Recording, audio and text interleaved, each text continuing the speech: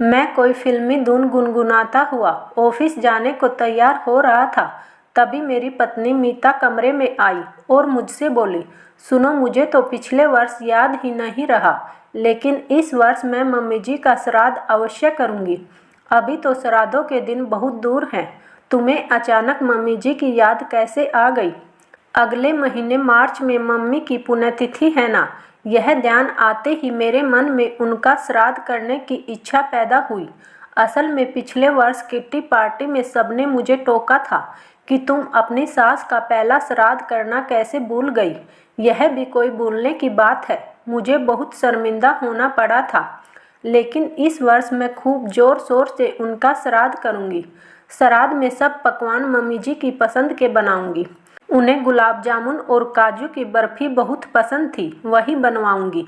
किसी वृद्ध ब्राह्मणी को मम्मी जी के नाम से 5 कपड़े, साड़ी, ब्लाउज, पेटीकोट, ओढ़ने बिछाने की चादर भी दान करने होंगे। कुछ बर्तन भी देने होंगे। मीता अपनी धुन में बोले जा रही थी। मैं मन ही मन बड़बड़ाया कि जीवित रहते तो कभी माँ की पसंद नापसंद का ध्यान नहीं रखा, कभी उनकी मिठाई खाने की इच्छा होती थी तो अपने कमरे में आकर बड़बड़ाती थी कि वे बुढ़ापे में ज़्यादा चटोरी हो गई हैं। रोटी तो उन्हें अच्छी ही नहीं लगती और अब उनके मरने के बाद अपनी सहेलियों को दिखाने के लिए उनका श्राद्ध करना चाहती है। हेलो पतिदेव, आप कहाँ खोए हुए हैं? इतनी देर से मैं आपसे कुछ कह रही हूँ, लगता है आपने कुछ सुना ही नहीं। देवी जी, तुमने जो कुछ कहा मैंने सब सुन लिया है। मुझे ऑफिस के लिए तैयार होना है। अभी तो न मैंने सेव बनाई है न ही नहाया हूँ। इस विषय में हम बाद में भी बात कर सकते हैं। यह कहकर मैं स्नानघर में घुस गया था। इस तरह मीता से तो पीछा छूट गया, किंतु माँ से जुड़ी स्मृतियों की झील में हलचल मच गई थी। माँ बहुत शांत स्वभाव की थी। मैंने उन्हें कभी किसी से लड़ते झगड़ते, ताने देते नहीं देखा और न मैंने उन्हें कभी किसी की बुराई करते हुए सुना था। पापा से भी कभी नहीं झगड़ते देखा। कभी पापा कुछ कह भी देते थे तो एकाएक उदास होकर उनके सामने से हट जाती थी। बात बढ़ने की नौबत ही नहीं आने देती थी। दादी बनने की आस लिए अचानक वह दुनिया से चली गई। होली जलने की रात को अचानक पड़ोसी शर्मा जी ने हमें जगाया था। उनकी पत्नी की प्रथम संतान होने वाली थी। वह प्रसव पीड़ा से बेहाल थी और घर में कोई अन्य महिला भी नहीं थी। उनकी माँ 2 दिन बाद गांव से आने वाली थी। उनके आग्रह से पूर्व ही माँ उनके साथ अस्पताल जाने को तैयार हो गई थी। मैं सुबह जल्दी तैयार होकर चाय नाश्ते के साथ अस्पताल पहुंच गया था, ताकि यदि मम्मी घर आना चाहे तो रंग खिलना शुरू होने से पहले ही उन्हें घर ला सकूं। शर्मा जी को बेटा हुआ था। उन्होंने कहा था, माँ रात भर नहीं सोई है, उन्हें घर ले जाओ। नहा धोकर आराम करने के बाद उन्हें शाम को यहाँ छोड़ जाना। तब तक होली का हुड़दंग भी समाप्त हो चुकेगा। मैं माँ को स्कूटर पर बैठाकर लौट रहा था, तभी कहीं से एक रंग भरा गुब्बारा मेरे मुंह पर आकर लगा। स्कूटर का संतुलन बिगड़ गया। मैं और माँ दोनों ही नीचे गिर गए थे। मुझे तो खास चोट नहीं आई, किंतु माँ बेहोश हो गई थी। होली के 2 दिन बाद बेहोशी की अवस्था में ही वे हमें छोड़कर इस दुनिया से चली गई। वह आस पड़ोस में किसी के भी गर्भवती होने की बात सुनती थी तो इतनी खुश हो जाती थी जैसे वह स्वयं ही दादी बनने वाली है। उन्हें मालूम था कि मीता में कुछ कमी है, इस वजह से वह माँ नहीं बन पा रही। फिर भी वह मीता को उदास देखकर यही कहती थी, अरे तू परेशान क्यों होती है? इलाज तो चल ही रहा है, इसमें कंजूसी नहीं करना। किस्मत में होगा तो फल जरूर मिलेगा, वरना अनाथालय से एक बच्चा गोद ले लेना। मीता कहती, मम्मी हम दोनों की जन्मपत्री में संतान का योग है, आप दादी जरूर बनेंगी, ऐसा मेरा विश्वास है।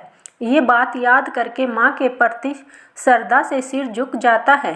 अन्य सासों से वह कितनी अलग थी। बाथरूम में सो गए क्या? इतनी देर में तुम्हारा नहाना नहीं हुआ? अब ऑफिस में देर नहीं हो रही? मीता की आवाज़ से मेरा ध्यान भंग हुआ। जल्दी से तैयार होकर नाश्ता किया और स्कूटर लेकर घर से निकल पड़ा। माँ समर्थी पर कुछ इस तरह छा गई थी कि चाह कर भी उनकी समर्थी को झटक नहीं पा रहा था।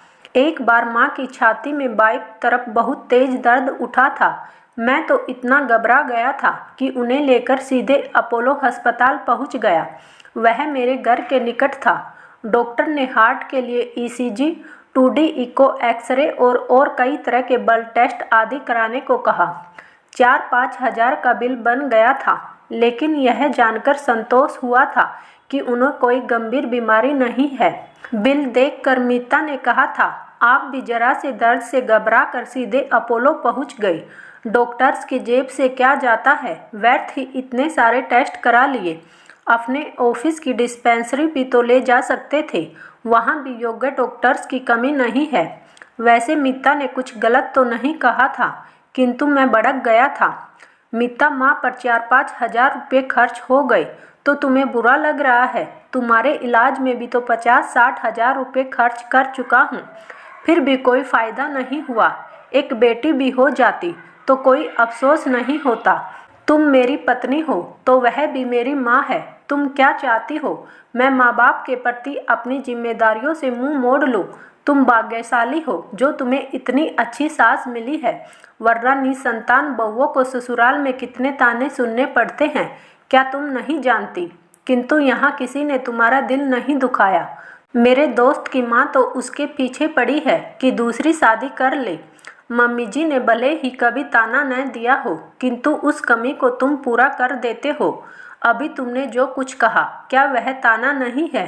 छोड़ दो मुझे, तुम भी दूसरी शादी कर लो, कहकर उसकी आंखें सावन बादों की तरह बरसने लगी थी। मुझे भी अपनी गलती का एहसास हुआ था। यदि मीता माँ नहीं बन पाई तो इसमें उसका दोष कहाँ है? मैंने उसे समझाते हुए कहा, मीता, मेरा मतलब तुम्हारा दिल दुखाना नहीं था। दूसरी शादी का तो सवाल ही नहीं उठता। अभी हम फिर इलाज आरंभ करवाएंगे, फिर भी सफलता नहीं मिली तो एक बच्चा गोद ले लेंगे। बस तुम मुझे माँ के खिलाफ भड़काया मत करो। मैंने तो एक साधारण सी बात कही थी कि अपनी डिस्पेंसरी में दिखाने से ये सारे टेस्ट मुफ्त हो जाते। आजकल तो तुम मेरी हर बात का उल्टा अर्थ निकालने लगे हो। अब माँ नहीं है तो पिताजी के लिए कुछ न कुछ कहती रहती है। मेरे पिताजी ड्राइंग रूम में टीवी देखते थे तो उसे शिकायत थी कि वह अपनी पसंद के प्रोग्राम नहीं देख पाती। फिर मैंने पिताजी को एक पोर्टेबल टीवी उनके कमरे के लिए अलग ला दिया, तब भी चैन नहीं है। कहती है 3 लोगों में 2 टीवी की क्या ज़रूरत है, लाइट का बिल ज़्यादा आता है। आखिर उसे कहीं तो समझौता करना पड़ेगा। पहले जब पिताजी कहीं नहीं जाते थे तो कहती थी वो पूरे दिन घर में ही पड़े रहते हैं। जैसे तैसे उन्हें समझा कर सुबह सैर पर जाने की आदत डाली तो अब कहती है कि रोज़ सुबह इतनी देर के लिए सैर पर चले जाते हैं। क्या सुबह अपने सामने कड़वा कर भैंस का दूध भी नहीं ला सकते? रोज़ पैकेट के दूध की बेस्वाद चाय पीनी पड़ती है। मुझे भी गुस्सा आ गया था। तुम अकेली नहीं हो, हजारों लोग पैकेट का दूध पी रहे हैं।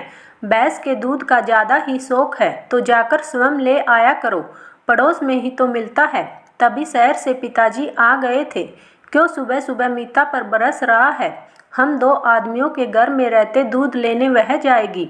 मीता, दूध के लिए डिब्बा निकाल कर रख दो, कल से शहर से लौटते समय मैं ले आया करूँगा। वैसे भी कोई छोटा मोटा काम हो तो तुम मुझसे कह दिया करो, खाली ही तो बैठा रहता हूँ, मेरा भी टाइम पास हो जाएगा। तब से दूध पिताजी लाते हैं। यही सब सोचते सोचते ऑफिस पहुँच गया। चौकीदार के सलाम से मेरा ध्यान भंग हो गया। ऑफिस में काम की अधिकता से कुछ सोचने का समय ही नहीं मिला। घर लौटकर चाय पी, टीवी देखा और खाना खाकर अपने बिस्तर पर चला गया। अपना काम समाप्त करके आते ही पत्नी ने फिर वही प्रसंग छेड़ दिया। हाँ, तो तुमने क्या सोचा? किस विषय में? अरे वही माँ के श्राद्ध के विषय में। कहना तो बहुत कुछ चाहता था, किंतु व्यर्थ की कलह वह तनाव से बचने के लिए बस इतना ही कहा, फालतू आडंबरों के लिए मेरे पास पैसा नहीं है। अरे मैं तुम्हारी माँ का श्राद्ध करने के लिए कह रही हूँ, अपनी माँ का नहीं। हाँ, मैं अपनी माँ के श्राद्ध के लिए ही मना कर रहा हूँ। इन दिखाओं में मेरी तनिक भी आस्था नहीं है। वह बच्चों की तरह ठुनकी थी। क्या हो तुम भी? तुम्हें तो किसी में भी आस्था नहीं है।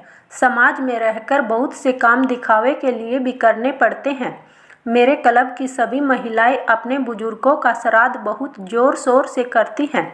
तुम कुछ भी कहो, मैं तो उनका श्राद्ध करूँगी, वरना सब मेरे बारे में क्या सोचेंगे। मैं कटु हो आया था तो देवी जी माँ का श्राद्धवश नहीं, अपनी सहेलियों को दिखाने के लिए करना चाहती है। जीवित रहते तो वो तुम्हारे तनाव का कारण ही बनी रही, कभी तुमसे सम्मान और श्रद्धा नहीं पा सकी। और अब बस करो, पुरानी बातों को रिपीट करने की ज़रूरत नहीं है। मम्मी जी का श्राद्ध करने की एक चाह तुम्हें क्या बता दी। तुम्हें तो मुझे बातें सुनाने का मौका मिल गया। वाकई मैं बहुत बुरी हूँ, तुम्हारी माँ को एक पल चैन से नहीं जीने दिया। अब तुम्हारे पिताजी को भी तंग करती हूँ, न तुम्हें पिता बना पाई न उन्हें दादा दादी। तुम्हारे तानों से तंग आ गई हूँ। माँ बनने को मैं भी कितना तड़पती हूँ, यह तुम्हें नहीं मालूम। अपना दुख किससे कहूँ, यहाँ मेरा है ही कौन। उसका चेहरा आंसुओं से भीग गया था। मैं स्तंभित रह गया। मैं उसे इस तरह रुलाना नहीं चाहता था। सच कहूँ तो मीता बुरी है भी नहीं। मम्मी वह पिताजी दोनों ही उससे खुश रहे हैं। मुझे ही जाने क्या हो गया कि उसके दोष ढूंढता रहता हूँ। वह सही कहती है, ये हमारे असंतोष हैं जो खिंच के रूप में प्रकट होते हैं। लेकिन ऐसे तो जीना मुश्किल हो जाएगा। हमारी जिंदगी में एक ही अभाव है, संतान का। वही चाह शायद असंतोष का कारण बन रही है। मैंने मन ही मन निश्चय कर लिया कि अब इलाज में और समय बर्बाद नहीं करेंगे। कल ही अनाथालय जाएंगे और लड़का या लड़की जो आसानी से वह जल्दी मिल जाएगा, उसे अपने बच्चे के रूप में अपना लेंगे। मैं मीता को मनाने के मूड में आ गया था। कान पकड़ने की एक्टिंग करते हुए बोला, देवी जी मुझे माफ़ कर दो। देखो मैंने कान भी पकड़ लिए हैं। तुम कहो तो उठक बैठक भी लगाने को तैयार हूँ। एक नज़र मुझ पर डालकर वह रोते रोते हंस पड़ी। अब मुझे माफ़ कर दिया हो तो एक बात कहूँ। देखो हमारे घर में श्राद्ध की परंपरा नहीं रही है। तुम यह सब किस लिए करना चाहती हो? लोगों को दिखाने के लिए नई परंपरा मत डालो। तुम्हें कुछ करना ही है तो बस एक काम करो। पिताजी माँ के बिना बहुत अकेले और उदास रहने लगे हैं। हम उन्हें इतनी श्रद्धा और सम्मान दें कि वह अपनी बची हुई जिंदगी हंसी खुशी से गुजार सके। यदि सचमुच कोई दूसरा लोक है तो वहाँ से पिताजी को खुश देखकर माँ भी बहुत खुश होगी और यही माँ का असली श्राद्ध होगा। मीता की आंखों से बाढ़ का पानी बह चुका था। उसे सहजता की ओर लौटते देख मुझे भी अच्छा लगा। मैंने कहा, मीता यदि अब मुझसे नाराज नहीं हो तो अपने हाथ की एक कप कॉफ़ी पिला दो। कॉफ़ी तो पिताजी को भी बहुत पसंद है। तुम चलकर उनके कमरे में बैठकर टीवी देखो, मैं कॉफ़ी लेकर वहीं आती हूँ। दोस्तों, अगर कहानी पसंद आई हो तो प्लीज़ वीडियो को लाइक और चैनल को सब्सक्राइब ज़रूर कीजिएगा। धन्यवाद।